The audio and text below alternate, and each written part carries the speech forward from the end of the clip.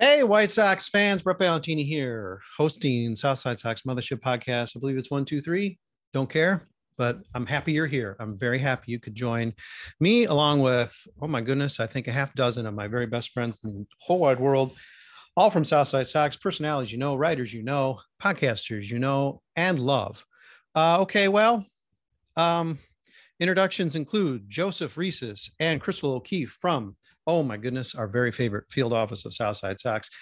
Dante Jones, keeping it down in the city. Allie, Wesel, a little bit farther north, looking a little chilly. Melissa Sage-Bollenbach. I did get it right. Congratulations to me. I think I'll quit now. Melissa is joining us as well. Oh my goodness, we have a lot of fun. Oh yeah, Adrian Serrano. Yeah, he snuck in. Okay, Adrian Serrano and/or cat and musical instruments joining us to talk about. Well, I don't know what we're going to talk about because nothing's been confirmed. Have we seen anything yet about tomorrow's big news? Apparently, that Tony La Russa is actually going to accede to the wishes of his doctors. Bet you never thought you'd hear that phrase. And never manage again, which doesn't mean he won't be in the dugout for this final weekend because something tells me he still wants to be able to scoop a little bit of dirt from the batter's box or whatnot. But anyhow, I guess initial reactions to the official word, supposedly, I guess, official word that Tony La Russa is not going to be back managing.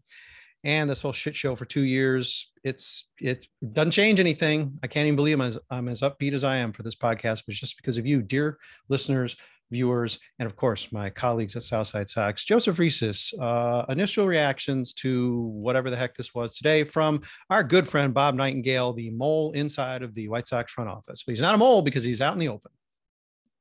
Well, I'm glad that the era is coming to a close, and I wish La Russa the best in terms of his health for sure.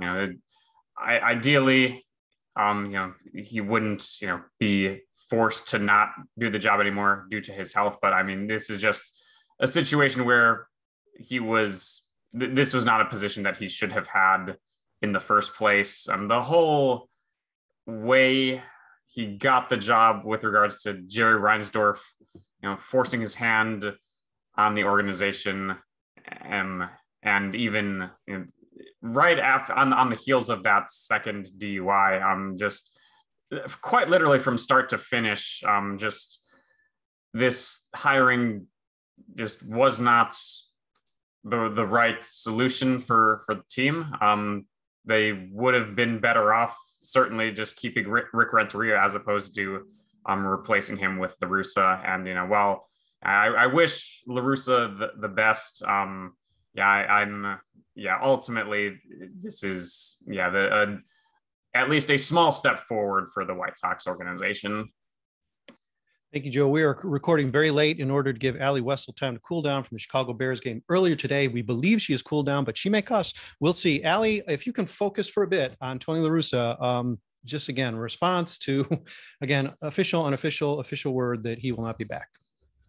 Yeah. Why is Bob Nightengale the one that's reporting this? I'm still a little confused as to why this big thing is not being told by the actual front office. I think obviously, like Joe said, I wish him well. I hope he's healthy, but I just think it's a little odd that it's coming from Bob and not the front office itself. So yeah, well, that's the White Sox front office, or who knows, the beat writers. They want to break their own news. They tell anybody who suffered through my recap today, I apologize, but I don't care. Sorry, I don't care. I had to write the story. So those are my feelings. I hope maybe some of you out there can sympathize with what I'm going through, even though I'm probably a longer time fan than you are. But this is just one of the games they play, that they're going to plant information when they want to. It's just manipulative. It's sort of disgusting. And I, for one, finally, again, have reached a point where I am actually embarrassed to be a White Sox fan. So let's continue hosting Brett Ballantini, and let's move on to Melissa Sage-Bollenbach, who is going to weigh in on her initial reactions, who I believe Melissa has admitted that when Tony was hired, she was one of those who was enough on the fence to be like, hey, let's see how this goes, because you never know. And frankly, we didn't know. We can't really say we knew, but Melissa, now 2 years hindsight, How are you feeling today with the official, unofficial, official news? It is bittersweet in a way for me, because when we were handed it, right, we had no choice. It was given to us. So Sure. I wanted it. I really wanted it to succeed. I wanted it to do well. I saw the potential that it could have really, really been an awesome, exciting thing. And the fact that it took a left turn and went so poorly, like it wasn't even like a neutral thing. I mean, it went off the rails.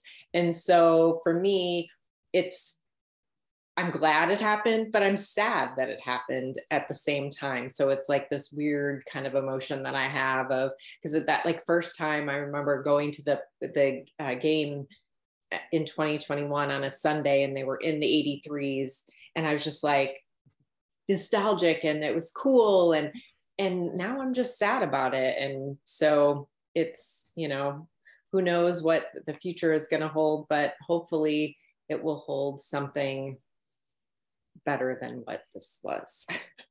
Yeah, and not to page through the scrapbook of nightmares that these last 2 years have been. And of course, hey, last year was all right. They're in the playoffs. You can't really complain too much, although the situation with Tony was a nightmare. I'm sorry, Tony, but think about the fact that the White Sox knew that this man had been arrested again for DUI, knew it, of course, didn't tell us. And then when it came out, they're like, yeah, we knew. It wasn't even, they couldn't even lie. They're going to throw him under the bus. Lord knows St. Tony can't be thrown under the bus. Like, yeah, well, we just decided to go ahead with it. He had us over a barrel. Those photographs he was going to release. Okay, well, I was, again, if you read the recap, I was clearly banging my head plenty today, but maybe not the way Chrystal O'Keefe was. Iron Maiden it is. I was not banging my head to Iron Maiden, but she's here with us to discuss. She is fresh in the news. She is excited about this news. It's like it's fresh to her. It's not 10 a.m. the way we all heard it from Bob Nightengale during the football blackout. The White Sox decided to release the news with very typical. Chrystal, well, I don't know. You've written a couple Tony La Russa articles. How are you feeling right now? There are two sides to this coin. One, awesome, hell yeah, like don't let the door hit you on the way out, like get the fuck away from Chicago, please. But then there's the side of me that's like, but they're just gonna hire somebody completely incompetent. Like, we're gonna get AJ as our player manager and it's gonna suck, or we're gonna get Miguel again for 5 years and he's not any better. He's still under the teachings of Tony. So it's like, well, cool. I hope you're fine with Ozzy being your new manager. Like, they're gonna find a way to screw it up no matter what. So we're just gonna be in this constant cycle of hating the manager. But like, bye, Tony. Goodbye. I won't miss you. I hate you. You should have never been here in the first place. I'm surprised, Chrystal. Your take is super optimistic because you did not even mention Paul Canero, the next manager of the Chicago White Sox. So I mean, I could throw like 9 or 10 names out that I'm just like, they're gonna hire this person and we're all gonna be pissed, except for like Ken Woe, but it doesn't matter. So ooh, ouch. All right, I'll bleep that. Yeah, okay. All right, Dante, hey, you're tight with Tony. You're writing him up for our report card in the postseason, et cetera. And let me guess, depending on what order we go, if we go in order of from the A's to the F's, you got a long time to wait. But if we start with all the bad stuff to get all the bad news out of the way, you might be leading off, Dante. But I miss the, Bears, Sox, et cetera. Just how's the Tony La Russa news coming out to you? I mean, as the person that screamed, "Let's effing go," when I heard the news during my morning walk, there's a lot to build from. There's a lot we need to work on. The team needs to work on as an organization. But very big first step. I hope Tony gets well. I hope he can live a healthy, however long he gets to live life. But as long as he does that, at least 1,000 miles away from the White Sox, we good. Like, I don't want to see Tony La Russa wear any color that the White Sox wear ever again. Like, I'm rereading my piece on La Russa's potential retirement. And La Russa is 156 and 135 as manager of the White Sox since 2021, which, that's pretty close to 500 as a manager. Miguel Cairo's 15 and 14 since taking over this season. Neither one of them needs to be managing needs to be managing. I've said ever since AJ Hinch got hired, give me Sandy Alomar Jr. They're not going to give me that. We're going to get, like Kristen said, we're going to get Ozzy. I made a joke the other day that we're going to get Philip Humbler because he threw a perfect game. Maybe we'll get Mark Burley. Like, no matter what, they're just going to do it to give us someone that has absolutely no business being manager. I've said it from the beginning. Tony La Russa should have never been considered. The reason I believe this report so much is that the same person that reported Tony becoming the White Sox manager is reporting that Tony is retiring. So there's always a safety blanket, and Mr. Bob likes to think that Shohei Ohtani Ben Verlander visiting Japan is a great thing. All those people, I'll give him his credit. Him and Tony La Russa seem like the best friends. Makes sense because they both live in Arizona when they're not busy being shitheads. Yet you remained upright on the walk. You didn't have such a celebration. You fell down. You just you melted into a puddle of giggles. I love the visual, Dante, and I'm happy for you that you got that good news on the walk and you picked up to about a 15-mile-an-hour pace. Awesome. Adrian Serrano, you're batting cleanup or whatever it is. Your thoughts, your feelings about this 2-year debacle, or certainly this 1-year 2022 debacle. I mean, not unexpected at all that we haven't heard anything from the White Sox about it officially, but, very telling that since, the Dan Bernstein thing came out like last week or a week and a half ago, whenever, that Tony wasn't coming back, like there's been zero attempt also by the team to deny it or say, hey, haven't made that decision or nothing's been decided. So like, it's like you said, it's gross that they play these games rather than just be open and like, you can't get fired. Jerry's not going to fire you guys. So like you could say what you want and be okay. But just the way that they have to play these games is kind of, it's gross and embarrassing as a team. I'd made a joke, the Braves just won 100 games. I'm like, if the White Sox win 80, I'll make them a big, display of 80 and all the players around it to celebrate. I am kind of worried about, like, we were subjected to this last 2 years as fans because Jerry was sad that he let Hawk Harrelson fire Tony. And like now, Jerry's got to think that he almost killed this man. So what are we going to be subjected to make it up karmically to Tony going forward? And I don't know if any of us can survive that next thing, but I wish him well. It's kind of fitting that his last game as the White Sox manager, he lost to the team that decided to not have him be around anymore because he did such a terrible job of building that franchise. So like, it's just a perfect inception of failing for a formerly, great Hall of Fame guy. Yeah. Post-career. I don't know how long we're going to go, but we'll take a break now just so we get out of the way, whether we go for hours or mere minutes. Oh, and everybody shakes their head and says, God, no, please don't. We don't want to have to listen to you any longer than we have to, Brett. But let's take a break. We'll be back in a minute and we'll talk more about something. I don't know, a manager or something like that. Hold on. Hey, White Sox fans, that was a quick minute, wasn't it? Because this stuff is just scooting by. You cannot get enough Tony La Russa news, Tony La Russa drama, and White Sox just smacking you in the side of the face behavior, which is, listen, you've probably never known another way unless you became a fan maybe in 2005. That wasn't a very brutal year. That was grinder ball, man. That was awesome. And so long ago. Not really sure where to go next, but let's take a page out of the tone of what I wrote. I don't care, it's not because I wrote it. It could be Dante. Again, thanks for the quick piece today on Tony, just sort of getting the news out on Tony. Again, for what we knew, which is still nothing. We still know nothing officially. Maybe because Tony's fighting. He says, "No, I'm not listening to my doctors. I am managing. You have to let me. I have the pictures."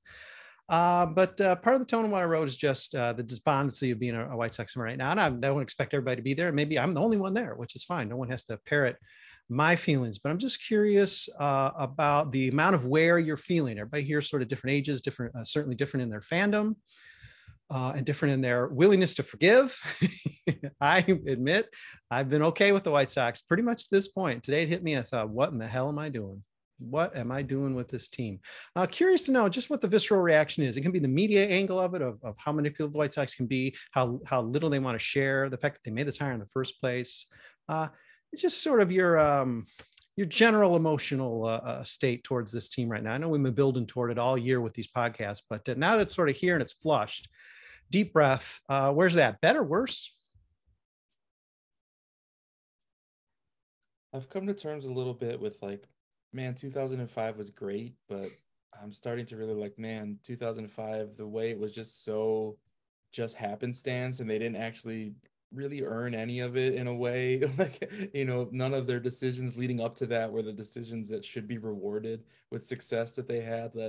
It's kind of left us in this hole of asking for more, and people are like, whoa, they didn't have to do that in 2005, getting yelled at by Chuck Garfien online for, whatever you happen to say, like, well, I don't like bunts. Like, well, they bunted a lot in 2005. Like, I don't care what they did in 2005. Like, the Braves are, I think, going to finish top 3 in runs scored, and they're going to have 0 sacrifice bunts on the season. like 0. Like, you don't have to. There's other ways to score runs without giving up outs. But I haven't quite hit the numbers you have, but I'm definitely 30 plus years into this, fan base myself, rooting for them. And it's just been a lot of accept less for some reason. And usually it ends up being that the organization's making you feel like it's somehow your fault as the fan for not rooting hard enough or attending hard enough or going. I still have 2 games left this year, and I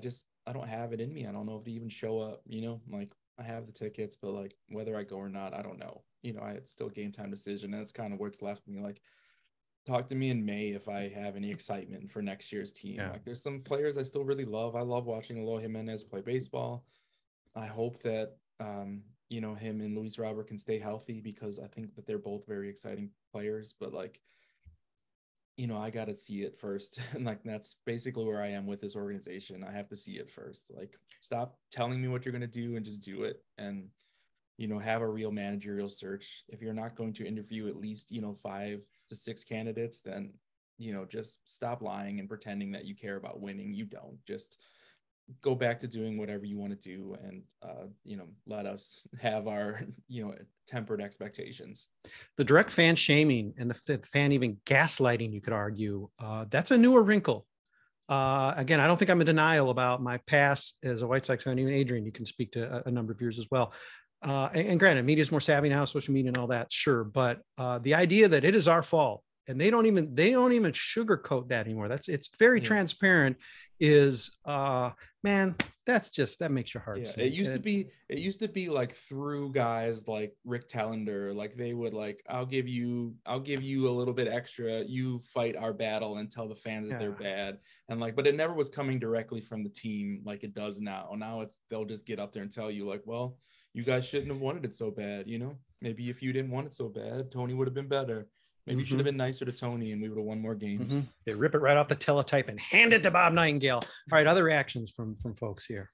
Going along with that, I was surprised with the section in the Nightengale article a little bit about, especially with given like just a couple of short years ago, like as this window was opening up, like Han had the bold statement at Sox Fest, like answering the question of, it's something along the lines of, are you satisfied with what you've built for this team moving forward? And he said, ask me after the parade. And I mean, so like, the general manager literally said that quote. Like, I don't know the fans are somehow at fault for anything in that. I don't know, but on a general level, I'm kind of numb right now. I'm not feeling like overly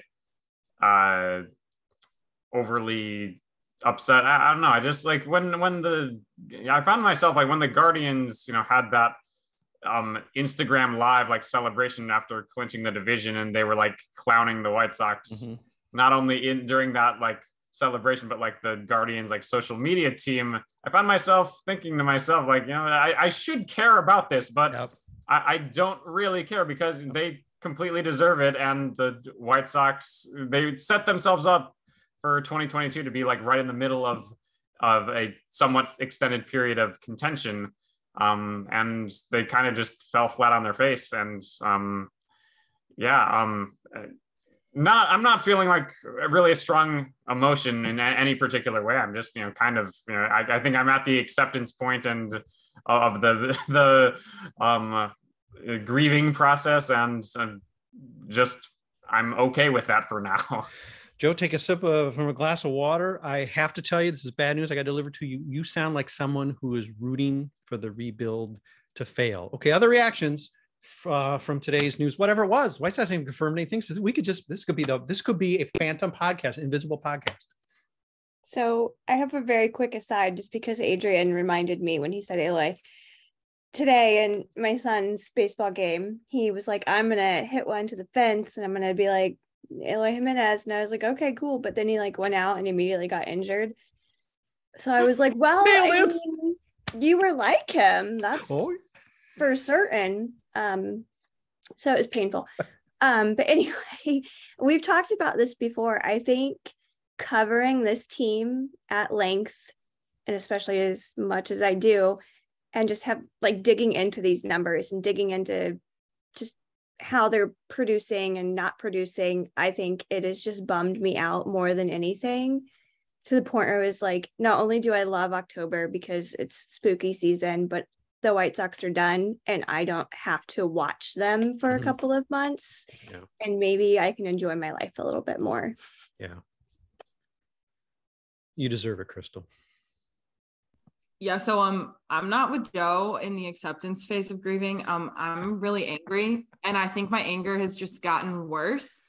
I've mentioned this in the Slack this week. I've been reading Moneyball, and they've alluded to Tony La Russa's like unwillingness to change with the Oakland A's and Kenny Williams making bad trades, specifically the Ray Durham trade, and like that just sparked more anger in me, because these are people that 20 years later are still involved in our organization. So like, if you were unwilling to do good things or move as the game was changing back in 2002, and now we're in 2022 and it's still the same thing, like, why are we still doing this? And I think my anger is just even more heightened because I really bought in and dove in to like White Sox baseball and really following the team very closely last season.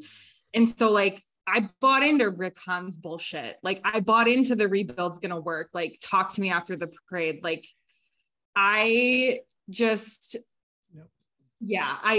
so like to be let down like this after being sold something that was supposed to be so great is just so frustrating. And on top of that, like to the point of their like deceptiveness and like not really telling us anything, like I fully recognize as a fan, I'm not owed anything. Like, the moves you make or the things that go on behind the scenes, like I'm not owed anything, but at the same time, if you're going to make statements or side comments or things like that, like don't say you don't want a situation to be distracting and then proceed to just like let rumors fly. Just address it and move on, because at that point I do feel like I'm owed something. Yeah. So yeah. I was going to say me and Joe, but apparently Joe and Adrian, furious about the Ray Durham trade. One of my favorite players of all time. And that was bad trade. No way around it. It was bad trade. He had still life in him. What a ball player. God, White Sox. Okay.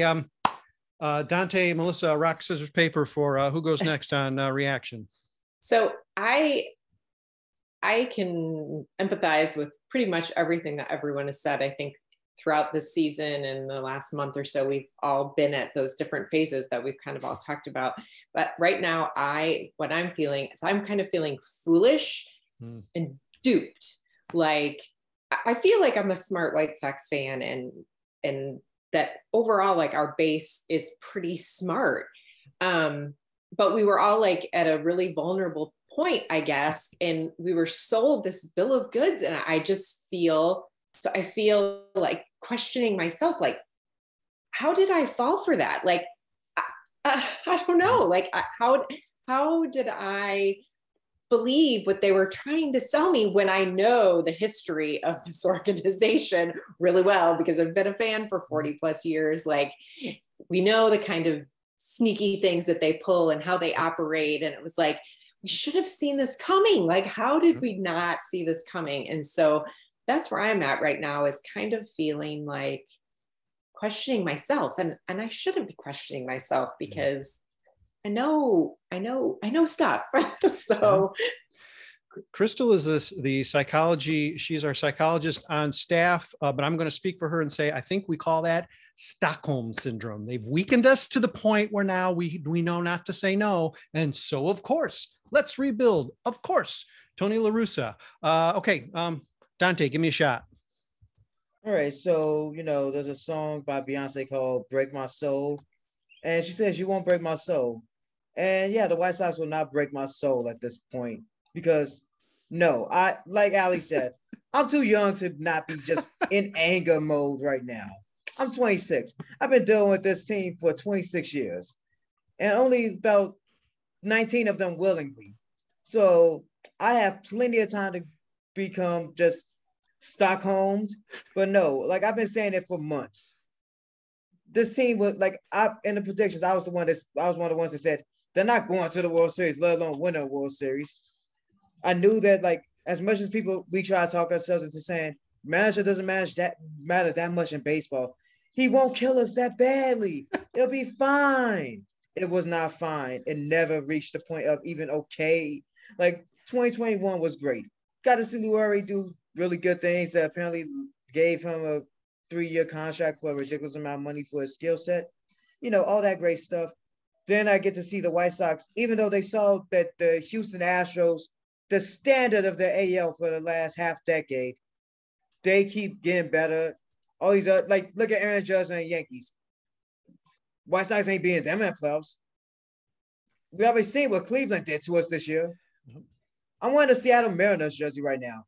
I've said it before. Julio Rodriguez and them were just in the White Sox in Seattle, probably, like at Safeco or T-Mobile Park, I guess. But like, the amount of just not trying to get better, and I hate the idea of blaming fans. No fan has anything to do with the White Sox ineptitude and the lack of trying. Like, earlier this year, the Cincinnati Reds owner, his son, one of the Castellinis, basically said, what are you going to do? Mm-hmm. Stop rooting for us? Mm-hmm. And that's how all of these owners and people in leadership feel. Yeah. They're like, what you going to do? Stop? Yeah. You're going to leave? You dedicate time, money, and effort to us. Me and our good friend Zach we have season tickets. We got a season ticket package together. We skipped plenty of games. Mm-hmm. We chose the Chicago Sky over the Chicago White Sox because at least I can see a winner if I'm watching Sky games. Yeah. Castellini said that. We're all like, what? Who said that? Well, hold on. Our guy didn't say that. Well, hold on a second. Okay, now we know. All right, in captivity here, as we're being held hostage in the Southside Sox podcast room, I believe, listen, I'm the oldest, so I will take the guard out. I will tackle the guard, and you got to follow Dante, maybe Allie, follow them out. They got the spirit, follow them out to daylight and just get, or don't. I don't know. We're all Sox fans. Where are we going? We're coming back. Don't worry. We will be back. Okay. Like, next year, I will be like on these podcasts. That will not change. It's just the idea of knowing, like, you have to at least be able to admit to yourself that you're rooting for a trash organization. Oh my goodness. We have the title of the podcast. Okay. Yes. So we are rooting for this trash organization. And listen, we're still talking, might as well be Wizard of Oz. I don't know if it's a black and white portion or color, because we don't know anything yet. White Sox haven't confirmed a thing. We don't know what's going on. Maybe they're going to have a big brunch tomorrow for the last home series. And that's the big news. So we are going to be back with the podcast tomorrow night to discuss that more and further. There might be a longer one. Right now, you're just spitting in the wind at this point. This is the same stuff we've been, talking about for, I don't know, weeks, years, decades, well, some of us decades. So let's wind this up with a little speed round, but hang with us because tomorrow night we'll have more, maybe even 7, 8, 9, 10. Maybe it'll be a whole room of captive Southside Sox writers just stuck podcasting. What else can they do? They just must podcast. We'll take plenty of time tomorrow in doing that. Let's do a little speed round here. And what I need to know from everybody is this true? Is this actually going to happen? And then also the second part, a little more complicated, but you can still answer quickly. Are they actually going to conduct a real managerial search? Let's reverse it. We're going to start with Adrian Serrano at my bottom. Didn't sound right. Adrian. Tony's not coming back. They're not going to have a real search. I don't know who it's going to be. I no longer have it in me to try and pretend to know or predict what the team that signed Tony La Russa 10 years after he retired is going to do with their managerial search. So I have a feeling that might be the common. I hope it's somebody worth having, but like it's probably going to be somebody. We're hoping for a Ricky Renteria type. Yeah. Like that's the goal. Yeah, that'd be like, yeah, thank goodness. One prediction, AJ Hinch's autograph will be on the release, whoever it is. Dante, those two questions, please. Tony's not coming back. They're not going to conduct a real manager search. Be prepared for a White Sox legend, because how much of a legend can you be with only one ring and like a few playoff wins to show for it? But prepare for, as we've said before, Paul Konerko to become the manager of the White Sox. Also, side note, the White Sox played a baseball game today, and we have not talked about it once because they don't deserve it, because who gives a shit? Yep. That's sort of how the recap was. Oh, man, I threw a couple highlights in, and I didn't feel good about it. Chrystal, those questions. So Tony saw your joke about halfway to April Fool's Day, so he's actually staying, but he is hiring assistant manager Chuck Garfien to come in. Bench coach Pito. Yeah, okay. All right. Melissa. Oh, that was a twist. I like it, Chrystal. Okay, Melissa, where are you at? Yeah, Tony's not coming back, and be prepared for Ozzie Guillen, because apparently he knows the team better than anyone, I heard today. So yeah, this team will not conduct a real search. I'm trying to think of a time when I actually felt like they really conducted a real managerial search. And I mean, it's been so long, I can't remember it. It was Ozzie. 2004. And even that one got upturned because Cito Gaston was a choice. And then Ozzie came in, hung over, and won Ken Williams over because he cussed at him. So that was sort of like not real, but you know. Yeah. Boy, I had a point, but then I forgot it because I had to make yet another joke. Allie, please answer. No, Tony is not coming back. I think they've given him a gracious way to bow out without actually having to fire him.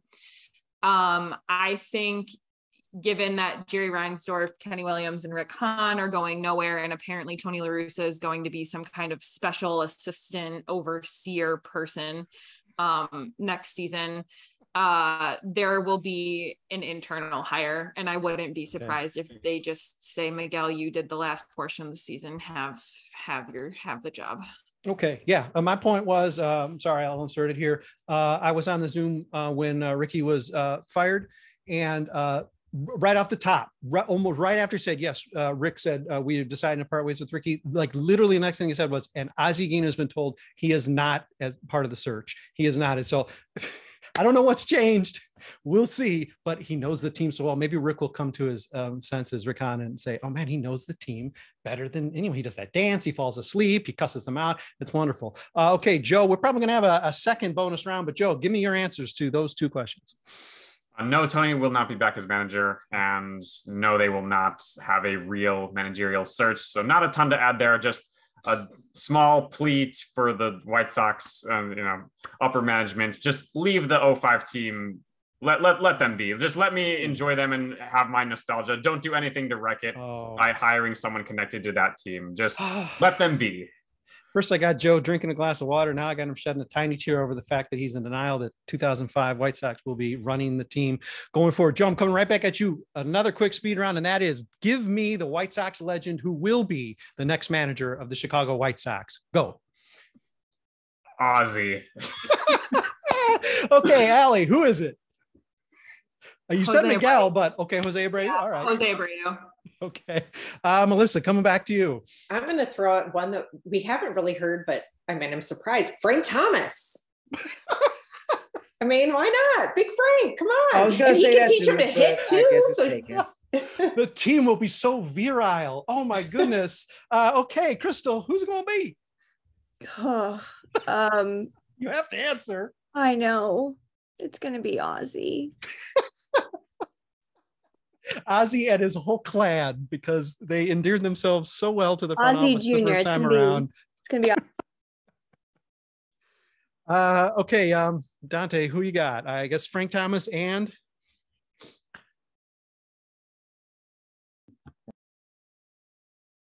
there we go. So I'm just gonna go with, like I said, it's gonna be like Paul Konerko or Mark Burley. Like they're gonna bring Mark Burley out of the woods from his hunting trip, and he'll come sit on the bench for a season or two, and then they'll let Frank do it, and then they'll let Paulie do it, and maybe they'll even like go to the '08 team, throw Alexi Ramirez in there or something. Cuban connection. All right. Okay. Adrian, you kicked this off, so it's only fair that you gotta be the anchor man here, and tell me who it's gonna be. Which legend? Drake LaRoche. We're gonna go the opposite. We gotta go younger. We need leadership on this team. And when I think of young leadership, I think of Drake LaRoche. I can promise you I will not be back doing podcasts. They're gonna retire number 12 for him. He's a real man now. He's married. He's ready to manage. Yeah, he's got experience. He was pitching for some community college or junior college or something. Oh yeah. Yeah. He probably got 5, 6 kids by now. I don't know. They got to keep the compound populated. Yeah. Well, listen, I'm tearing up. I can't believe that all of my 6 delightful guests made me happy enough to not want to end my White Sox fandom, because boy, today's been a weird and hard day. And who knows, tomorrow you may get just the depressed droning. It could just be an emo podcast. Can you end this podcast with "It's So Hard to Say Goodbye" by Boyz II Men? Why not? Why not? All right. Play it off when you're editing. All right. Okay, keyboard cat, play us off. It is Boyz II Men bringing us home. We'll be back most likely tomorrow night. If I'm still a White Sox fan, I'll be hosting. If not, hit Pirate Podcast. Let's do it. No matter what, we'll be talking about something, whatever happened at the goddamn, brunch / press conference at Sox Park today. And, maybe they'll play a game that we'll talk about, probably not. And maybe all 6 of these wonderful people will be back with me. If not, who knows? More people, maybe even new podcasters. Who's to say? Thanks for listening. Thanks, Dante, Joe. I don't know. I'm going to run out of time. Sorry, I can't thank everybody again, but we'll be back tomorrow night. Hang with us. We'll be back.